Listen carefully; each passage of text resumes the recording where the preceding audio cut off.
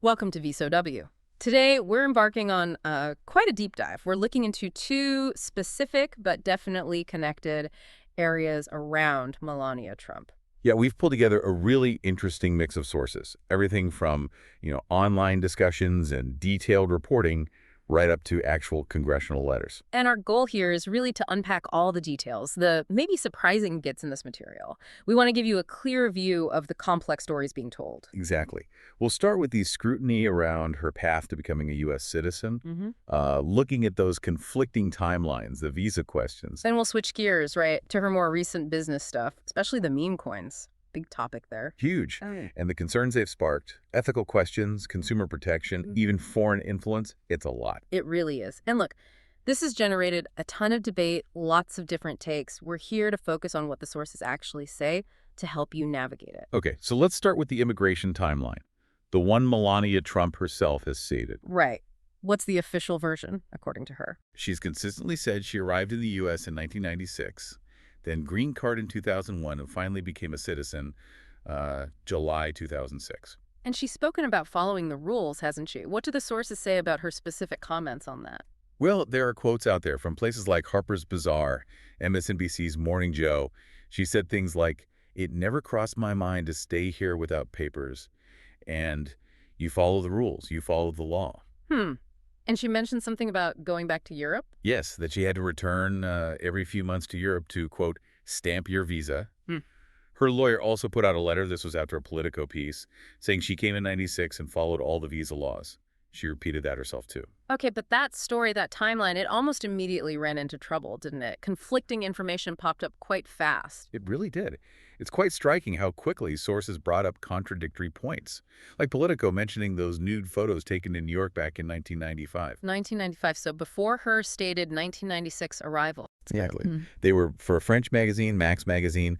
The issue was eventually February 1997, but the shoot itself was 95. That puts her physically in the U.S. earlier. So potentially working in the U.S. a year before she claimed arrival. Is there anything else supporting that earlier date? Oh, absolutely. There's a biography by some Slovenian authors saying she began moving to New York in 1995 and apparently met a close friend there mid-95. Okay. And then there's testimony from her first known roommate in New York, Matthew Otanatini. He said they shared an apartment from 95 to 96, not just a few weeks like she'd apparently suggested. He even remembered her leaving for holidays. Wow. So multiple sources pointing to 1995. Right. It shows a pattern, a conflict between her statements and, well, other accounts and records about when she first got here. So let's think about the legal side then. If she was working as a model in 95, what kind of visa would she have needed? Slovenia wasn't on the visa waiver list back then, right? Not until 97. Correct. For legal modeling work in 95, she'd have needed a proper work visa, most likely an H-1B. That's pretty standard for professional employment. But wait, her own description, going back to Europe every few months for stamping. That doesn't sound like an H-1B, does it? No, not at all. H-1Bs are typically good for 3 years, maybe even 6. With extensions, you wouldn't need to renew them every few months by flying to Europe. That description just doesn't fit. So what does it fit? If not an H-1B, what visa type matches that description? It sounds much more like B1 or B2 visas, temporary business visitor, or just a regular tourist visa. Those often last up to 6 months. But you can't work on those, right? That's the crucial point. You absolutely cannot be employed on a B1, B2 visa. Immigration experts quoted in Politico made it clear. Entering on a tourist visa with the intention to work, that could be visa fraud. And that's serious. Because fraud could jeopardize, well, everything later on. Green card, citizenship. Potentially, yes. It could call the entire process into question. Now, sources mention this was, unfortunately, sort of a known practice in parts of the modeling world back then. Agencies cutting corners. Illegal, but it happened. I remember hearing something about an O1 visa, too. The extraordinary ability one. Was that ever seriously considered? Paolo Zampoli, the agent who sponsored her entry, he mentioned models using O1 sometimes. But immigration lawyers seemed pretty skeptical about her qualifying back then. Why skeptical? Well, the O1 is for, genuine stars, Nobel winners, top athletes, famous actors. The bar is incredibly high.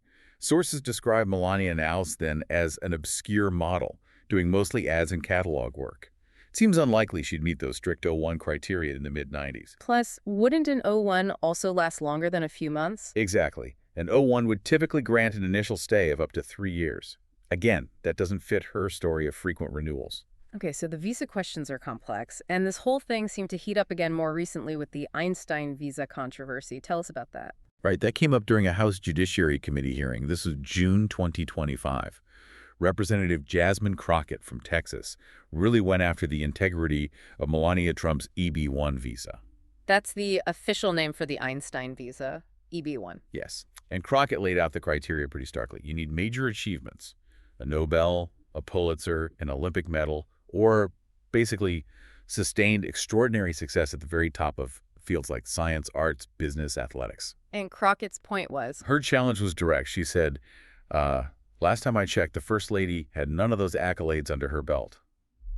She argued Melania's modeling career, while successful, wasn't at that Tyra Banks, Cindy Crawford, or Naomi Campbell level needed for an EB-1. and she had that memorable line. She did. She concluded, it doesn't take an Einstein to see that the math ain't mathin' here. Oof. And wasn't there a sort of strange defense offered? Yeah, kind of a bizarre moment. Alex Narasta from a policy institute offered this unique take.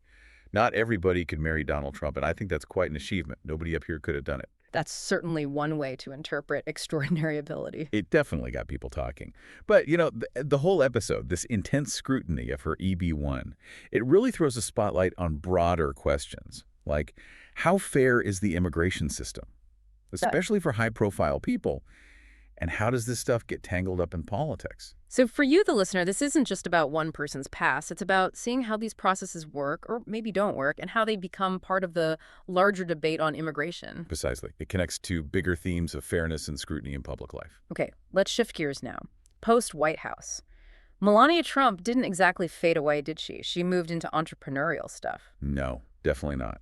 Sources show a clear pivot starting after 2021. She began selling NFTs, those digital collectibles, also jewelry, Christmas decorations. And there was a big media deal, too. A very big one.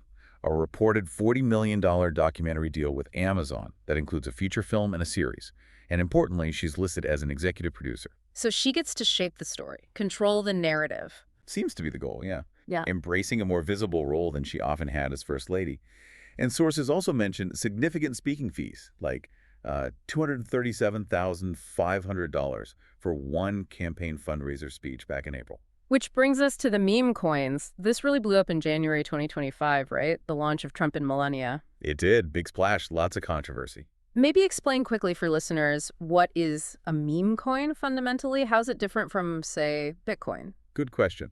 So meme coins are cryptocurrencies, but they're often started as a joke or based on an internet meme, like Dogecoin originally. Unlike Bitcoin or Ethereum, they usually don't have any complex technology or real-world use case behind them. So their value is just hype. Pretty much. It's driven almost entirely by social media buzz, community excitement, and pure speculation, which is exactly why they're incredibly volatile. Prices can skyrocket and then crash very, very quickly. And they're notorious for rug pulls. And these Trump-related coins definitely saw that volatility. Oh, yeah. Trump apparently started under $10, shot up to $75, then dropped back to around $33, $34. Melania went from $7 up to $13, then down to $4. Wild swings. But the really eye-popping number was the valuation tied to the family's holdings, right? That was the huge headline. The Trump Organization, the family affiliates, reportedly hold 80% of the Trump coin supply. Based on the peak price, this apparently created an estimated $58 billion paper fortune for Donald and Melania Trump almost overnight. $58 billion overnight. Paper or not, that kind of number tied to a sitting president. Well, it unsurprisingly drew immediate fire from Congress. Absolutely. Senator Elizabeth Warren and Representative Jake Auchincloss sent a formal letter pretty quickly, end of January 2025, sent it to the Office of Government Ethics, the SEC, Treasury, CFTC, all the key regulators. And what were their main concerns laid out in that letter? Let's break it down. Okay, they hit three big areas. First, and maybe most obvious, was consumer protection. Because meme coins are so risky. Exactly. They pointed out these things are super speculative, prone to manipulation, and often end in those rug pulls. Can you explain rug pull a bit more? What actually happens? Sure. A rug pull is when the creators or major holders of a coin suddenly sell off their huge stash. They cash out, taking all the real money invested, and because they held so much, their selling crashes the price to basically zero. Everyone else who bought in is left holding worthless tokens. And the fear was the Trump family could do that with their 80% stake. That was the specific concern raised in the letter, that after some lockup period, maybe 3 years, they could just dump their coins, leaving supporters who bought them with massive losses. And what about the coin's own disclaimers? Didn't they say something interesting? They did. Reportedly, the disclaimer basically said these are not investments, not securities, just highly risky tokens with no tangible utility. They even compared buying them to playing a slot machine. Wow. Explicitly saying this is basically gambling, don't treat it as an investment. Pretty much. And it's worth noting, the New York State Department of Financial Services, the NYDFS, had put out a general warning about meme coins just days before these launched, flagging the exceptional risk of fraud and loss. Were there other red flags on the consumer side? The letter also mentioned that the terms and conditions apparently tried to shield the issuers from fraud claims and stop buyers from joining class action lawsuits. Plus, even people within the crypto world were highly critical, calling it grifty, cheap, a mockery, raising serious credibility questions. Okay, so consumer risk was huge. What was the second major concern in the Warren Auchincloss letter? Conflicts of interest. Massive ones. How so? What's the specific conflict? The core issue is the president and his family directly profiting from assets whose value could be massively influenced by government regulation or lack thereof, and the president appoints the heads of all the agencies that make those regulations. Like the SEC and CFTC, who decide how crypto is treated. Exactly. The chairs of the SEC and CFTC, the director of FinCEN fighting financial crime, the head of the CFPB protecting consumers, the Treasury Secretary. The president picks them all. If his personal wealth is tied up in crypto coins, how can he make unbiased decisions about regulating that industry? Did ethics experts weigh in on this? Yes. Norm Eisen, who was an ethics advisor under Obama, was quoted calling it potentially the single worst conflict of interest in the modern history of the presidency. That's a strong statement. It is. And the letter highlighted the sheer scale of potential money involved. If the family started selling, based on reported numbers, it could be like $1.7 billion a month, maybe over $20 billion a year, flowing directly to them from these coins. Okay, consumer protection, conflicts of interest. What was the third major concern? Foreign influence and potential corruption. How could meme coins be used for foreign influence? They seem like such a strange vehicle for that. It's about the anonymity and ease of purchase. The concern outlined is that foreign individuals, companies, even governments, could buy up these coins, potentially untraceably, as a way to funnel money to the president and his family, to, curry favor. Like a backdoor way to make payments? Essentially, yes. The letter described it as allowing almost anyone in the world to deposit money into the bank account of the president with a couple clicks. This raises huge red flags around the Emoluments Clause of the Constitution. Remind us what the Emoluments Clause is about. It's a key anti-corruption rule. It basically prevents federal officials, including the president, from accepting gifts, payments, or titles from foreign states without Congress saying okay first. The idea is to stop foreign powers from buying influence. So the coins could be seen as a way around that. That's the worry expressed by Warren and Auchincloss, a novel, digital way to potentially violate that fundamental principle. So bringing this back to Melania Trump herself, she's been quoted saying things like, "I'm standing on my own 2 feet, independent." How does all this scrutiny fit with her stated desire for independence and control over her image? It's a fascinating tension, isn't it? On one hand, you have her asserting independence, wanting to shape her own narrative, maybe feeling underestimated or just seen as the wife of the president, as she put it. She mentioned concerns about bad press and wanting absolute authority over her public image, even wanting to clarify things like that infamous jacket. The "I really don't care, do you" jacket, right? So these business ventures, the documentary, they seem part of that effort to define herself, but then because of who she is married to, these ventures immediately get caught up in these massive ethical and political questions. And legally, the First Lady role is tricky, isn't it? Ethics rules don't apply in the same way. That's a really important point.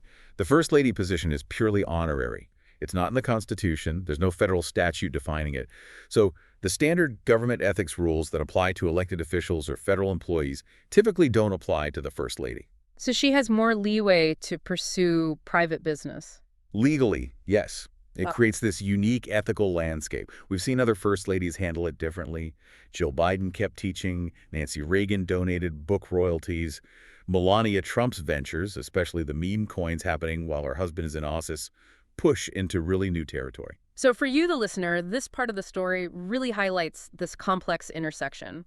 Public office, private money, new digital economies. It forces us to ask, what are the rules? What should they be? Especially for powerful figures in these new kinds of situations. It raises fundamental questions about accountability and transparency when public influence and private gain potentially mix in these unprecedented ways. Okay, let's try to pull this all together. We've covered a lot of ground.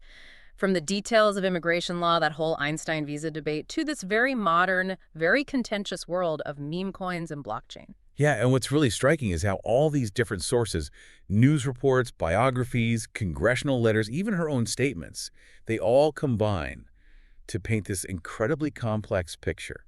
It's about perception, ambition, and these really murky ethical areas where public life meets private business. So what's the bottom line here? We've seen Melania Trump's past actions, her immigration journey, continue to draw intense scrutiny. Same with her current business activities. Right, the questions about her visas, the legal details, and then these very current, very heated debates about the ethics of the meme coins that all weaves together. Hmm. And that meme coin discussion especially, it forces really important conversations about protecting consumers, avoiding conflicts of interest at the highest levels, and even how foreign influence might work in this digital age. Which really leads to a big question for all of us to think about, doesn't it?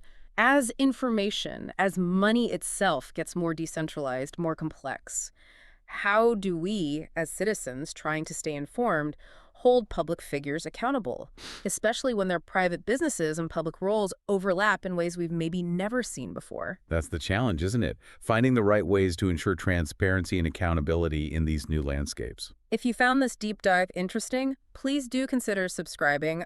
Maybe give us a like or leave a comment. We really do value hearing your thoughts and questions on this. Yeah, we appreciate you tuning in. Thank you for listening to VSOW.